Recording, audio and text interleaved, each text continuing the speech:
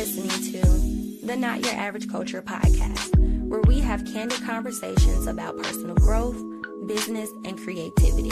Because, let's be honest, creative or not, life can get messy, especially if you are a creative entrepreneur. But you don't have to go at it alone. There's a whole community and culture around the lifestyle of creatives. So here on this podcast, I'm making this space to have open conversations with a wide range of dynamic people about how to successfully maintain your business, keep your sanity, while owning your authenticity and staying inspired along this journey. I'm your host, Chardeney. Let's get to it.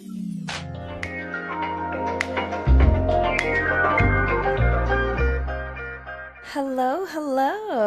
How are you? I am good. How are you? Good. Nice to see you. Nice to see you as well. Long time no see. That's right. How are you doing? I'm doing well. What about you? Good. Good.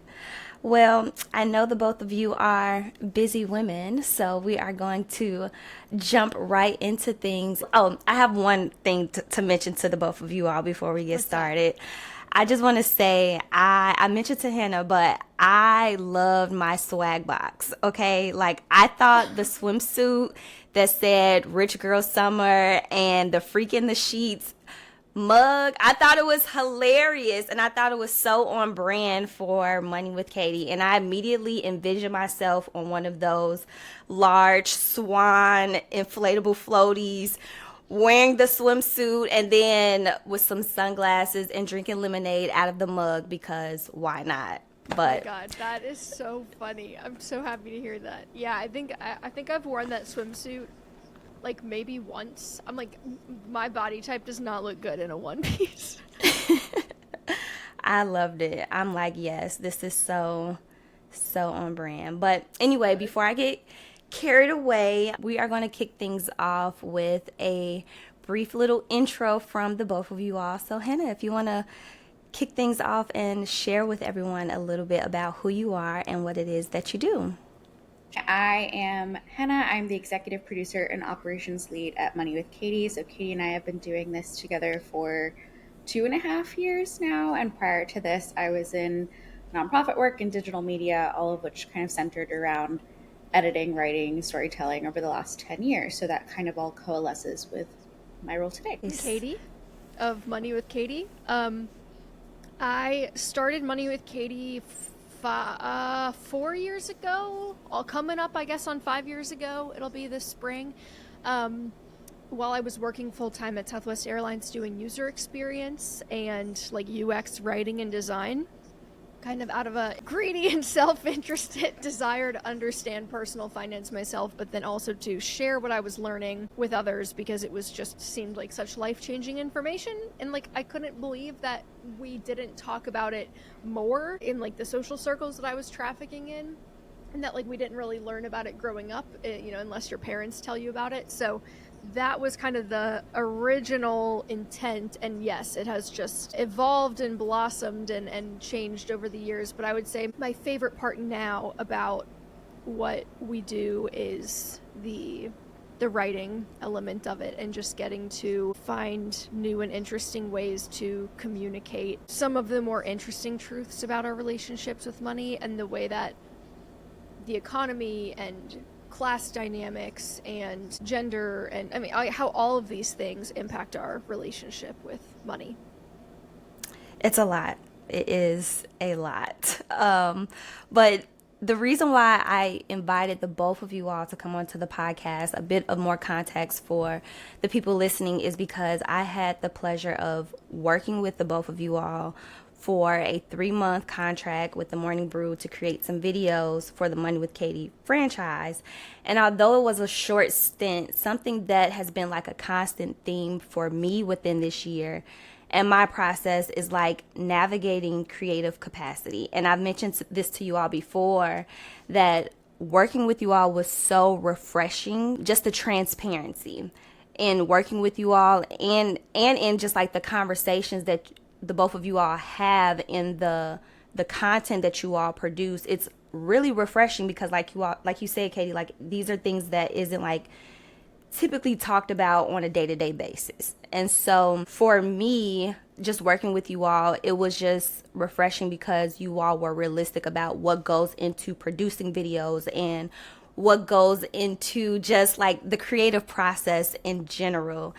And so, with all of that being said and that in mind, can you both share with me what does creative capacity mean for you, and how or when did you all both reach a place where you could kind of measure your capacity and bandwidth with what it is that you do? Because as you all know that, the creative process can be unpredictable at times, and sometimes it can be a little bit chaotic and messy. So yeah, just share with me, what does creative capacity mean to you, and when did you all get to a place where you can measure it?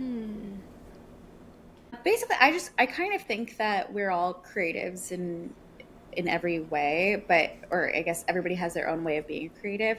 But I often think about what that means, and Katie has talked about this on the show as well, about the fact that we have to labor for income and the kinds of work that we would produce if income and keeping ourselves afloat were the number one priority. And so to me, creative capacity is always that bandwidth of like, can we be generative and inventive and artistic? And then the bandwidth piece comes into it is, when is our brain asking too much of us, in within the confines of also like working and having to make money. And I think Katie and I have also talked about the hamster wheel of creating content. And so the last couple years in 2022 and parts of 2023, we were doing a weekly newsletter, a daily social post, a weekly blog, a weekly podcast, a weekly video. And these were all separate entities. We were selling products, we were selling merch. And we're only 2 full-time people. And Katie is obviously, the creative brains behind the operation. And so I think that's where we really saw how bandwidth could be the issue of just, we were starting to come up with ideas for ideas' sake, and like the fact of getting stuff out on time rather than prioritizing the quality and the content of everything we were putting out. And so I think that's kind of where creativity and bandwidth were in tension with one another. Mm-hmm. I agree. I think this has kind of been an ongoing dynamic and I would say negotiation for me personally, with wrestling with the fact that, to your point, Chardeney, creativity is not something that you can just kind of like force or turn on the faucet and have something great come out. I think that there are a lot of competing ideologies around, is it about consistency and like, should you write every single day? And if you do that, you're going to get better results, or it's a muscle and, you got to flex it. And I think that to some extent, I do think that sometimes it does come down to just like sitting down and seeing what comes out. But I also think that sometimes that can lead to forcing it. And I think for me, when I'm in a mindset or a headspace that is centered around forcing something, what comes out is usually not my best work. And to Henah's point about that like 18-month span of time that we went through where we were just putting out so much stuff, is that it really felt like we were kind of hustling in place because we were trying to hit quotas across every channel. And some of it was relatively self-inflicted. Like, some of it was sponsored and had to go out on a certain time because an advertiser had already paid for the inventory. But there was a lot of it that was like, we were just kind of holding ourselves to quote unquote best practices and standards that we really wouldn't have had to.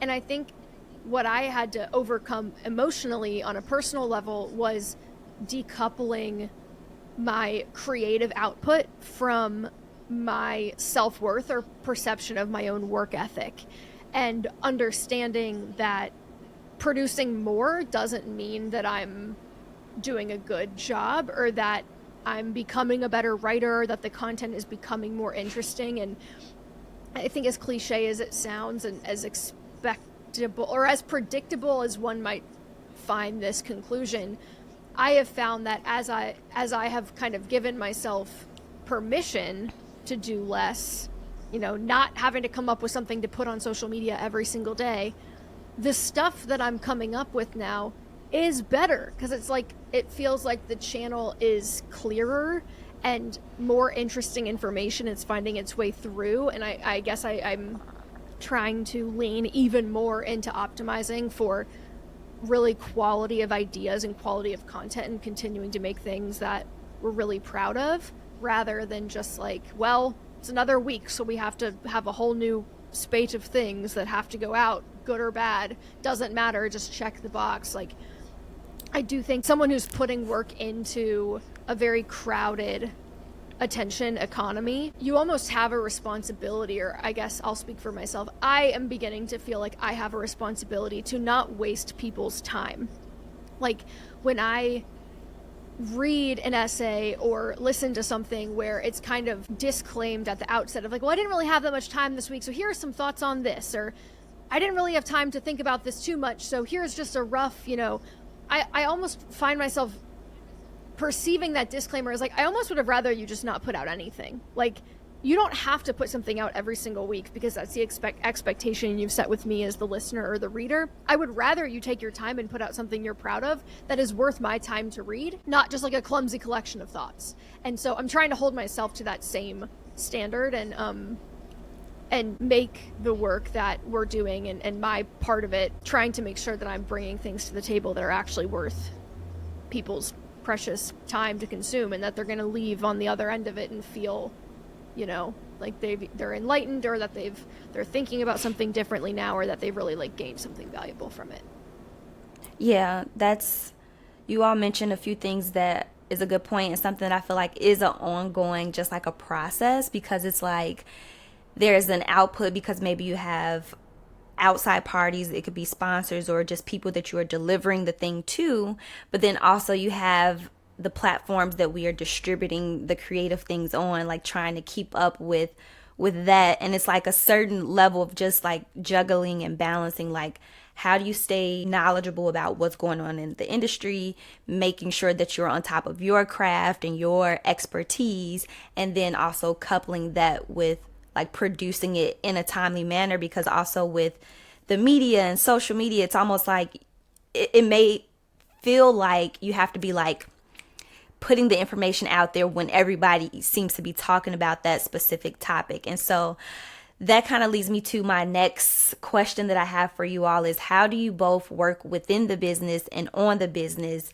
And how do you balance staying in tune with like industry trends, staying relevant while working in the media, but then staying grounded in reality? Because it's like one thing to be talking about what everybody else is talking about online and the media and in the culture and in society.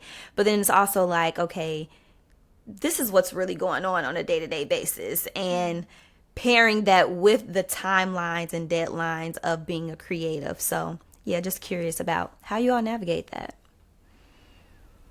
Sure. I think I get inspiration from a couple places that actually have nothing to do with industry trends, and that might seem counterintuitive, but I think for both Katie and I, the content comes first, and the quality of the content and the quality of the idea. So in terms of where I'm finding ideas, I usually find that what I read on a daily basis on social or on the news or wherever it is, if it's something that piques my interest, then there's a chance that it's probably going to appeal to a larger group that wants to hear it as well.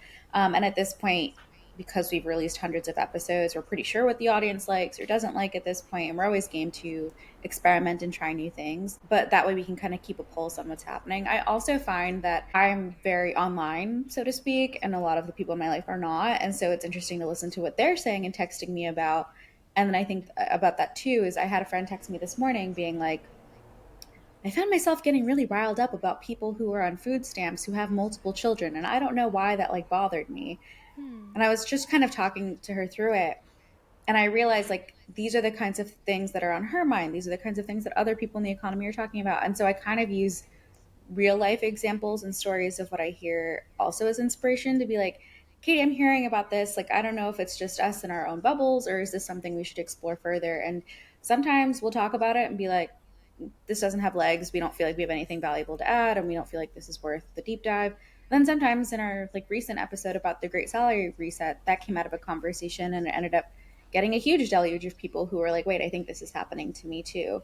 And so I think part of this comes from merging the like online news and things that are interesting with the real life of people who are not always online, because that's typically when you're talking about money, that's kind of how people relate to content. They don't necessarily think about China's booming economy and how it relates to blah blah blah prices. They're usually like, how am I going to pay for my groceries? How am I going to, blah blah blah. And so I think we try to balance the real life aspect of it with the larger and like socioeconomic culture that's happening. And Katie has really leaned into this feeling about systems thinking and recognizing our place within bigger cultural conversations. And I think that's another piece of the puzzle of oftentimes when we are thinking at such an individual level, it's easy to focus on just our own decisions. But when we zoom out and realize how all these other things are affecting our decisions and the way we live, that kind of helps to keep kind of the broader, kind of the industry, but also the culture at top of mind in everything that we do. But yeah, those are my 2 cents. I don't know, Katie. But you're good. I hope these answers are okay. I know they're like very specific to the show, so What? if you're like This is expand beautiful. further, okay. Well, if you're like expand further beyond the show, like that's fine too. Because I could talk about like following leaders in the space and going to conferences. Like that's a great way to be in the know too. But kind of like I had no podcast experience before joining, and so I really learned all of this like by doing. And I feel like that's kind of how that's shaped how I work now and the kind of content like I'm interested in now.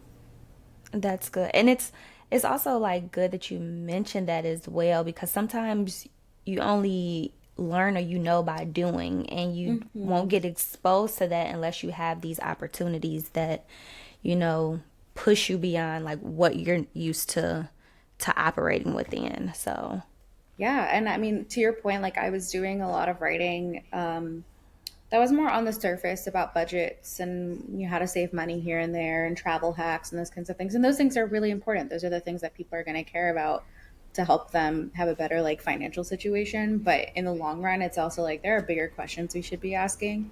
And I think learning by Katie's example has been really helpful in like learning what that looks like. I guess I would say that as far as industry trends go, I actually don't. I think I used to pay a lot more attention to what was going on in the field, so to speak, and like what other people that do similar work are doing. And I think where I've gotten to with that is oftentimes that ends up being unhelpful to me, because usually the stuff that makes sense for other people doesn't necessarily make sense for us. And so I think I try to, as much as possible, keep my eyes on my own paper a little bit, just because in the past I think it has just been unhelpful. Like I will end up comparing to a point that is not healthy or useful. And I think that shift has been positive for me personally. But I think to Henah's point about paying attention to kind of what's going on in the world and like that process, lately I've been thinking about using pop culture and kind of piggybacking on conversations that are already happening in culture, and pointing out where there might be a popular misconception or myth or parallel that is really illuminating that might not be as obvious on the surface. And I find that tends to work pretty well from like a practical algorithmic standpoint, because typically things that are already like picking up steam online, or if you kind of talk about it too, you're gonna catch that same tidal wave. But also because I think it helps people make sense of the world around them and maybe draw connections or see connections where they hadn't before. And so to me, it's interesting, like when things hit the zeitgeist in a particular way, and you have these like cultural moments around certain television shows or, influencers or trends online, like usually those things are pretty telling. Like there's an underlying reason why people are captivated by something. And I think now just the lens through which I see the world is kind of financial, and to Henah's point, like systems thinking to a degree. So it is increasingly obvious to me in some of these trends, like where the money connection is, or where the labor connection is, or where the economic connection is, or why something might be framed in a way, why an issue might be framed in a way that is a little bit misleading, and how how that framing can like distort our perception of like what's really happening. So lately I guess I've been having a lot of fun with trying to draw connections between things that might not on the surface seem super connected to help myself, but also to help others make connections and make meaning out of the world around them. That makes sense. And kind of just like in hearing the both of you all talk about like how you're just making connections with systems, and then like Henah, to your point of fusing the conversations that you have online with just like conversations that you're having in person. Like I'm thinking about even just like in us talking, like I've had conversations with some of my friends, and it's interesting when it's like, okay, this might have been something that I came across online, and now my friend is talking to me about it. And she's the type of person where it's like, all right, I know no matter how much time has passed, I'm going to keep her around, because she always does this thing where she keeps me grounded. And I would like say like I have an opinion or like a judgment about something, and she'll be like, well, why do you think that is? Well, why do you think this is the case? And I'm like, you know what, this is why I need you in my corner, because it's like you're keeping me grounded to reality and what's going on. About like, this may be something deeper than just like a conversation that everybody is choosing to talk about. It's like, think deeper beyond, like, why is it that, a family of 5, why do they have to rely on food stamps? Or why is it that people are so concerned with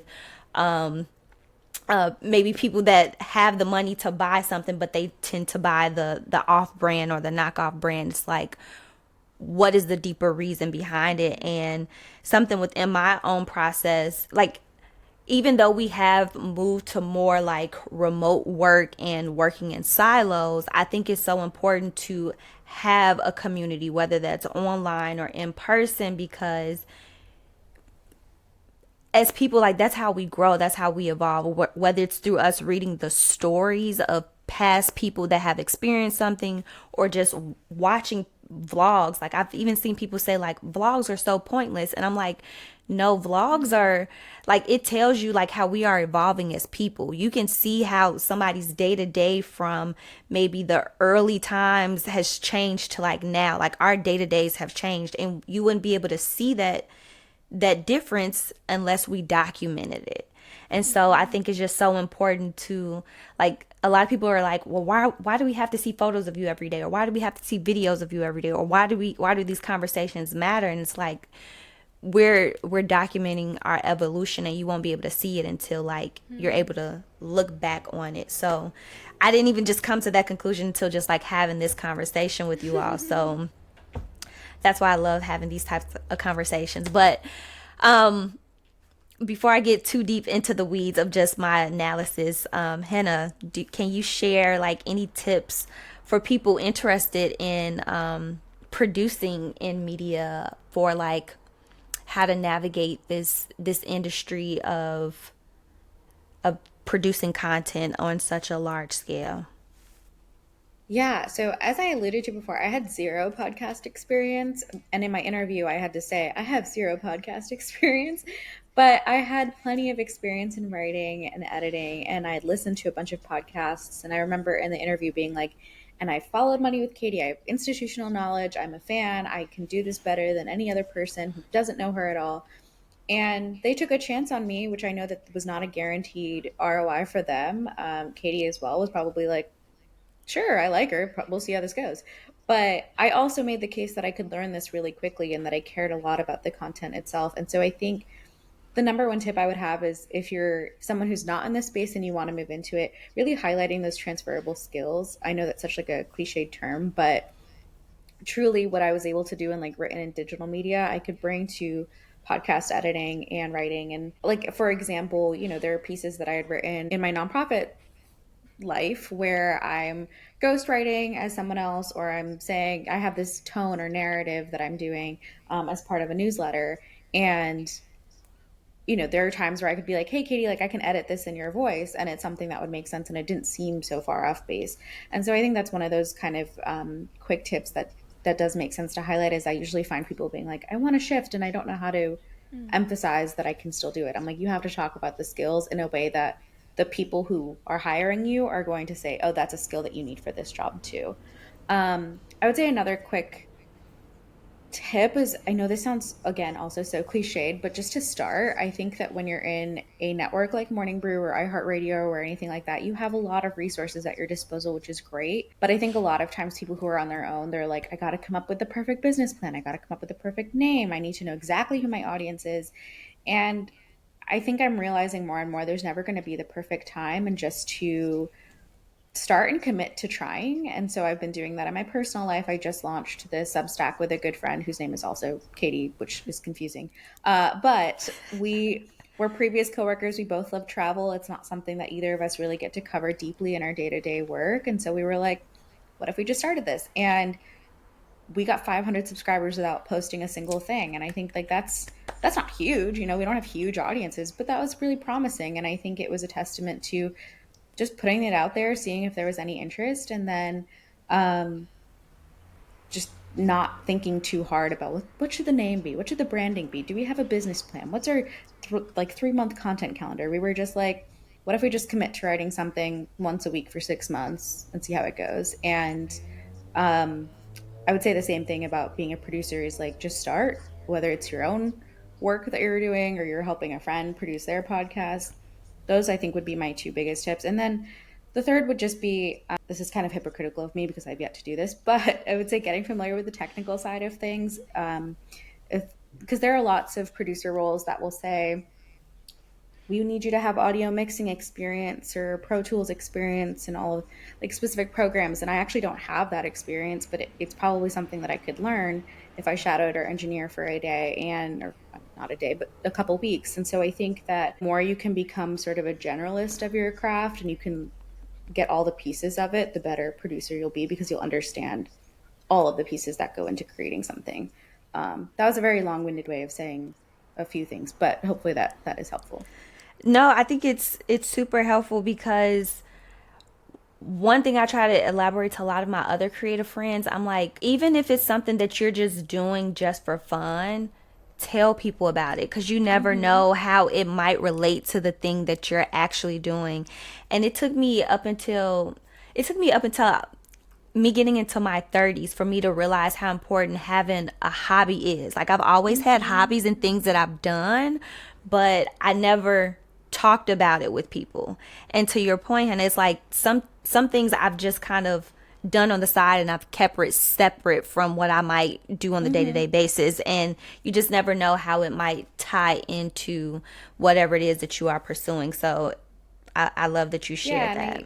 I think also just the piece of not letting your hobbies become too monetized. I mean, obviously it'd be great if this travel thing took off and we got to do press trips and whatever, but we were also like, this isn't about affiliate links and getting ads and sponsors. It was just really a fun project. And if it stops being fun, then we don't want to be forcing ourselves to do it. To Katie's point about forcing, like, it's not going to be good if you're just going through the slog of getting it done every day. So, yeah. And then, Katie, what tips do you have for like transitioning from being an independent creator to someone who has branched out into many other things? What tips do you have for just women in general with a similar interest in scaling beyond like blogging or content creation and just making that shift?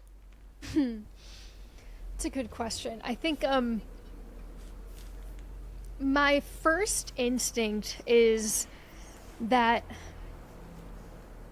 I think it's important to think deeply about what it is about scale that interests you. If it's kind of just like, well, that's the natural next step, like you do something and then you want it to be bigger, or like you do start doing one thing and then you want to do more. I think that sort of like supposedly natural progression can feel very obvious and or kind of like unavoidable, like oh, that's just what people do. But I think when I look back on like how things unfolded, started just blogging because I wanted to write and that's what I liked to do. I ended up making an Instagram profile because it just kind of felt like the right decision, and I wanted to share my work on Instagram. And then when that started to pick up, I mean, it took another, oh my gosh, over a year before I then launched the podcast. And I launched the podcast just kind of because it felt like an interesting medium. Like it was a medium that I was engaging with a lot. I listened to a lot of podcasts, and so I remember just being like, well, it kind of feels like it would make sense for me to have my own. Like, let me just try it and see. But I think the key, I guess, to echo the point about like not waiting until you have the business plan and everything figured out, every single one of those steps was kind of something that I did almost on a whim, like probably within 24 hours of getting the idea, just like acted on it, didn't really overthink much of it, and then allowed it to, I will say, evolve naturally. Like once I started doing it, then it's okay, time to iterate. So like the first several podcast episodes were me speaking into my phone's voice memo app and then like directly uploading the file without editing at all. And that was like the first 5 or 10 episodes. And it wasn't until I joined Morning Brew that we had like an actual audio engineer. I think the first couple episodes at Morning Brew I built myself in GarageBand. So kind of like a lot of scrappiness and just figuring it out and almost not being too precious about it. I think what I've found, at least as a consumer of content, is that I don't really mind casualness or informality in the production quality if the content itself is good. If like the underlying message is interesting or the underlying material itself is high quality, then like you almost can't get too hung up in the details in the beginning because it'll just slow you down. But for people who already have something going and they're interested in scaling it, I do think it's really important to ask yourself what it is about scale that you're interested in, because I think my initial assumption was like, yeah, I want it to be as big as possible. I want it to be as multi-channel as possible. I want it to be everywhere. And I do think that like a lot of that desire was driven by ego and not actually driven by like what I wanted to be spending my time doing. And it wasn't until the train had left the station that I was like, but wait, I kind of just want to write. Like, I kind of am like most interested in the thing that I started doing 4 years ago when I started doing this. And so that's not to say that like I wouldn't continue to produce audio or produce video for social media. Like those are still things that I love to do and really enjoy. But I do think that it's important to keep grounded in what it is specifically that you want to be spending the hours of your day doing, because that's really how your experience of business and life works. Any sort of like external accolades or metrics or even the money, like those things are nice, but like at the end of the day, do you want to be managing a YouTube channel for 8 hours or 10 hours a week? Like if the answer is no, then you probably shouldn't go on YouTube, because that's gonna be like the way that you spend your time each day is what's going to determine your quality of life. That's so real. And even just a few things that you mentioned, I've had to personally like come to terms with this as well. When I was assessing why am I on like 8 different platforms when it comes to social media. Like I have Twitter, Facebook, Instagram, YouTube. I have all these platforms. And then one day I had to sit back with myself and I'm like, I don't even like to write. So why am I on Twitter or X? I'm like, what is my medium? What is my sole source that I like to communicate or interact with people? So I had to assess that. And I think that's something I've had to be more intentional about. Like as I'm creating things, it's just like figure out what your medium is and what you're strong at and do that. Don't just show up on all the things because all the things are there. Just figure out which ones you actually thrive at the most. So I appreciate that. And even go ahead. Oh, sorry. I was just gonna say, I also think the point about commitment is interesting and like the consistency part. Because I think that like when Henah said that she has this new project and they're going to be producing things weekly for 6 months and like seeing what happens, I do think it's important to give yourself like a timeline, to see if something works. So like when I first launched the blog, I said I'm going to do 2 posts a week for a year. And if after that nothing is happening, then I'll give up. But like even just having that period of time to decide whether or not something is tenable, I think allows you to not then be sitting back every week going, is it working? Is it not? I don't know. Should I quit? Like, it just takes all of that decision fatigue out of it, because you're like, well, I've already committed to this length of time and to doing this for that amount of time. So I don't have to be sitting here and like questioning it every single week and like whether I should keep going. And I would say that if the idea at the time, writing 2 blog posts a week for a year, I was like, sweet, can do, sounds fun. Like, if the idea of doing something for that long sounds like pulling your teeth out, that's probably an indication that like you're going down the wrong path. It shouldn't, especially in the beginning, seem, I don't think, like daunting and terrible to commit to something like that, because if you think about it, like if it works, ideally you're going to be doing it forever, or like for a very long time. So I don't know, I guess in my own life, it's like, it kind of, if it's something that you would be doing anyway, even if it didn't work, or it's something that like you're not going to regret having spent the time on, even if nothing happens with it, like that's typically where I would be focusing my time, because it's probably where you're going to have the best chance of success, rather than, to your point, like spray and pray across platforms and try to do all of it all at once and just like hope one of them works.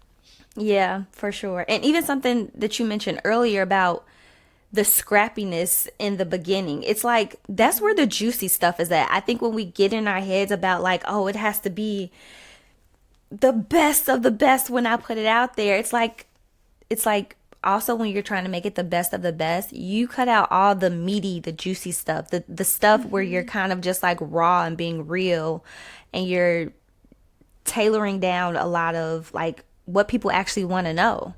So I do appreciate, like, even just in our process of us working together, you all were like, you want it to be high quality, but you don't want it to feel overproduced, because it's a balancing act. It's like, it needs to be relatable, digestible, and people understand what it is that you're talking about, but it doesn't need to be this whole drawn out thing where people are just like, you lost me. I can't relate, or I don't even know what's going on here. So I think even just in my own creative process, I'm learning to have a little bit of that scrappiness as well, so that way I'm not overthinking the process to the point where I'm not even putting it out, because I'm just like, it has to be this big drawn out thing, and it doesn't have to be. It's like, what is the quality? Like, what is the main thing that you're trying to put out?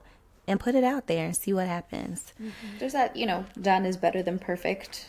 And I think that that's the approach that my friend and I are also using, which is just, we could sit here all day and be like, I like this color for the background. No, I like this color. Like, we just picked any color scheme, we picked any word, and we said, all right, we'll just see how this goes. And if people like it, then we make it. It's like the MVP product, the minimum viable product. Once people like it, we can work on it, but I'm not going to put in a ton of effort for this to go nowhere. And I have a couple friends who are like, I'm working on this logo. I've done 4 rounds of revisions. I don't really like it. I'm like, the logo is literally not that important. Focus on what the actual thing is going to be. And so I think you get, to your point, kind of caught in the wheels of like trying to make it as perfect as possible instead of just doing it. Hindsight, is there anything about the both of you all's creative process or workflow that you wish you had learned earlier during your journey, or advice on things about people should avoid or be mindful of outside of just like the scrappiness, like anything that you're like, I wish I would have learned this sooner, or I wish I would have just, had the confidence to do this or that? Anything like that come up for either of you? Yeah. I have like 3 tips maybe, but Katie, I don't know. Do you want to start? Well, my main one is about social media, because I think that has often been the biggest source of stress, because it's the channel that it's the channel with the shortest shelf life. And so the expectation, or maybe the implicit expectation, that you're constantly putting stuff out, I used to really wear that and feel that. And I think this year I've worked really hard at like abolishing any sort of sense of obligation around it. And like I said, I feel like that has been really fruitful. Like, for anyone that is afraid to not post every day, or feels like they have to follow, well, the algorithm wants this, so I should do this. Like, I'm sure posting a lot, quote unquote, works, but I have seen that this year we've seen more growth and have had, more successful, quote unquote, successful posts that have like really achieved reach and like sparked good conversation. And I post like once or twice a week now. So I feel like only the best stuff is getting through, but like for a really, really long time, I felt like because the best practices were you had to post every day, it was like, well, something's got to go up and we need to have a plan and we need to know what we're going to put out there. And I don't know, I think the longer that I kind of contend with that relationship with Instagram and the other, any social media platform that has such a short shelf life, the more I think about it as like, these are kind of designed to be in the moment platforms, at least from the type of work that I'm doing. They feel very in the moment. And so trying to plan things even a week in advance, I find like sometimes it just kind of falls flat because like the moment has passed. The moment that urged you to create the thing that you just made, if you're posting it a week later, it's like that it probably like the conversation has already changed. And so that I think would be, apart from the other thing that we kind of already talked about, which is just like not holding yourself to expectations that you can't realistically like uphold creatively. I do think that has been something that I probably could have saved myself a lot of like turmoil and self-flagellation had I just known that 2 years ago. That's real. Yeah, I think her point about the posts that do well, I think the other piece of this is like the vanity metrics of it all is not really that important. So I think that we tend to be like, and I just did this, right? I tend to be like, I just got 500 followers and that's so exciting. And so it's this like small dopamine hit when we say these things, but in the long term, like, is that really going to matter? Or these things that you spent hours and hours debating over really going to matter? And so I think that's one piece of this. But the other piece that I think we did this for a long time, and I feel like we've kind of nailed the formula now, is that we're experimenting and doing a lot with these like stretch episodes or hit or miss topics, and we didn't know how they would do. We had no clue if they were going to perform well. But every time we did it, we got one step closer to nailing what this like kind of ideal formula and the magic of what like the Money with Katie ethos is. And I feel like now we do kind of know, I feel like it's a lot clearer to us the things that are going to do well. And so we wouldn't know that if we hadn't experimented. And so I think there's a piece of this that's like, it's okay to try all the things and fail and like be okay with that. And I think my friend and I, the other friend Katie that I was texting that we're doing about the Substack, like we were like, adults just don't try things for fun anymore. And like, they're not always okay with failing. And so I think this is for us like a challenge to try. And like, if it doesn't do anything, that's okay. Like, it's not like, I'm not going to be on my deathbed being like, but I had 550 followers. I'm going to be like, did I do work I was proud of? Did I feel like I had a community that cared? Like, yes.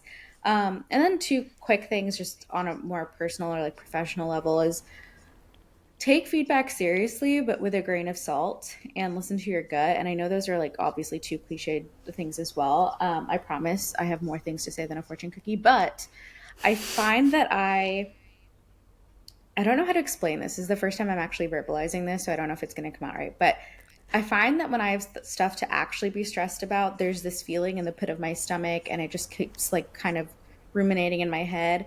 And then there are times where I think, oh, should I be nervous? And my brain just keeps going. And those are the times that I don't have to worry. And I feel like so my gut has gotten very good at being like, this is actually something you need to pay attention to. Whereas historically, I didn't really listen to that. I would just be like, but what if? And I would spiral and I would like come up with 1,000 scenarios. And now I'm getting a little bit better about being like, if my body doesn't feel unease about this, I'm going to try not, like, I'm not going to let my brain do the same thing. And then also the feedback piece is just, you are not for everyone. Everything you're doing is not going to be for everyone. And so people are going to come at you with a lot of criticism and critiques. And I have my number one hater that I joke about, but like, I don't really, it used to really bother me. And now I'm just like, make fun of her all the time, or make fun of the whole situation, I should say. So it's just like, I take the feedback seriously, but I also keep it real that some people aren't just going to like you. Like, you know, what's that quote? You could be the juiciest peach in the world and you'll find somebody who doesn't like peaches. And so I've learned to let go of that. And I think that comes with getting older. Like once I hit 30, I really stopped caring. But I wish I could have told myself that at 22. That's so real. By the way, I love peaches and I love peach cobbler. So I too love peaches. I live in Georgia now, so I'm trying to buy peaches all the time. So Nice. Well, I know we are getting past the 45-minute mark, and I don't want to take up all of your time. So I'm going to speed through these last three things. So the first thing that come to mind, just kind of shout out your answer, and we are going to wrap this up. Um, so this is the culture challenge round, and basically, this is like a fun call to action that I try to leave listeners with as they go throughout their day or the rest of the year. And basically, what is one common thing that you have observed that has been a trend amongst people that you would like to challenge people to do or think about differently for 1 week? First thing that comes to mind. I said not to use idioms for a week, particularly if they relate to violence or racism. So I think that we often say things like pull the trigger, or ammo, or even words like nitty gritty, which have racist etymologies. And I shared that once in an episode that Katie and I were doing, and a later guest actually shared how she had lost someone to gun violence and how those little things really made a huge difference. And so that's something I try to be really mindful about, which is the writer editor in me being like, try not to use idioms, but I think it's a powerful one. Yeah, something that I've been thinking about a lot is cutting back on repetition in writing. So in two ways, because the personal essay format is so popular, and typically when we podcast or when we're writing, and we're not writing, from a good journalistic lens, but from a personal experience lens, it's very easy to, rep the pronoun I all the time. Like, it's very common to start a lot of sentences with I this, I that, or when I did this, I thought that. And I think that it can be a fun challenge when you're writing or when you're podcasting to try to switch up that rhythm and to vary the way that you're starting your sentences or the way that you're representing a personal experience and universalizing it. Another thing that I would say is kind of fun to experiment with if you are a writer, or if you really are interested in like the writing of scripting for video or audio, I think is to pay attention when you're reading to words and phrases that really kind of tickle your brain, and keep a list of them, and then check that list before you write your next script and see if you can work anything in, or if there's any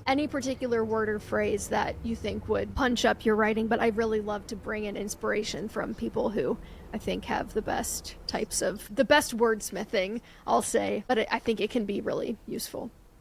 Nice. And then leaning on to that inspiration, any books or resources or websites or what may have you that have just stuck with you all throughout your journey that you want to recommend that people check out? So one that I find I'll say a platform that I find really inspirational is Substack. I have the Substack app now, and it is something that I can't believe I had found so late in my tenure, I guess, as a writer, because there are so many interesting conversations happening there, and a lot on a much deeper level than what you would find on Instagram or X or a platform like that. So definitely would shout out Substack for inspiration.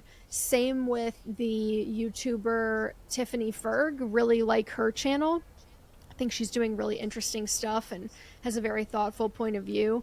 And the podcast If Books Could Kill, always so freaking good, so funny. I think that they do such a good job. I love that format of almost like the debunking, but it's a podcast that is about it's about like bad airport books, basically, and breaking down bad viral pop science books. But really, it's about neoliberalism. It's a podcast about neoliberalism that uses bad airport pop science books as the vehicle by which it debunks common mythologies in neoliberalism.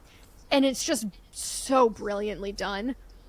Definitely something that it's a format that I would aspire to, for sure. Nice.